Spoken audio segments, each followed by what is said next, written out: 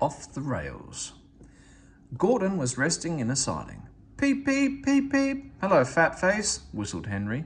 What cheek, spluttered Gordon. That Henry is too big for his wheels. Fancy speaking to me like that. Me! He went on, letting off steam. Me, who has never had an accident. Aren't jammed whistles and burst safety valves accidents? Asked Percy innocently. No, indeed, said Gordon huffily. High spirits might happen to any engine. But to come off the rails, well, I ask you, is it right? Is it decent?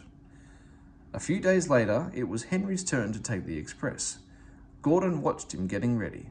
Be careful, Henry, he said. You're not pulling the flying kipper now. Mind you keep on the rails today. Henry snorted away.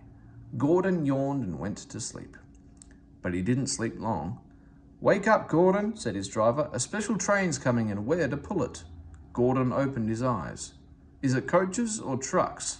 Trucks, said his driver. Trucks, said Gordon crossly. Pah! They lit Gordon's fire and oiled him ready for the run.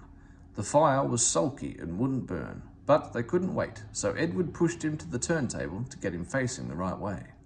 I won't go, grumbled Gordon. Don't be silly, puffed Edward. Gordon tried hard, but he couldn't stop himself being moved. At last he was on the turntable. Edward was uncoupled and backed away, and Gordon's driver and fireman jumped down to turn him round. The movement had shaken Gordon's fire. It was now burning nicely and making steam. Gordon was cross and didn't care what he did. He waited till the table was halfway round. I'll show them, he hissed and moved slowly forward.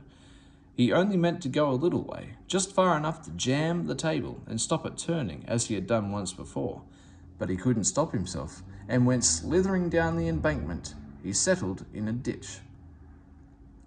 Ooh, he hissed as his wheels churned the mud. Get me out! Get me out!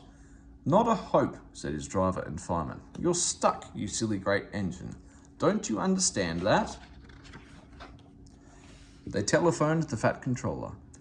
So Gordon didn't want to take the special and ran into a ditch, he answered from his office. What's that you say? The special's waiting? Tell Edward to take it, please. And Gordon? I'll leave him where he is. We haven't time to bother with him now. A family of toads croaked crossly at Gordon as he lay in the mud. On the other side of the ditch, some little boys were chattering. Cool, doesn't he look silly? They'll never get him out. They began to sing. Silly old Gordon fell in a ditch, fell in a ditch, fell in a ditch. Silly old Gordon fell in a ditch, all on a Monday morning. The school bell rang, and still singing, they chased down the road. Sure, said Gordon, and blew away 3 tadpoles and an inquisitive newt. Gordon lay in the ditch all day. Oh dear, he thought, I shall never get out. But that evening they brought floodlights. Then with powerful jacks they lifted Gordon and made a road of sleepers under his wheels to keep him from the mud. Strong wire ropes were fastened to his back end, and James and Henry, pulling hard, at last managed to bring him to the rails. Late that night, Gordon crawled home, a sadder and a wiser engine.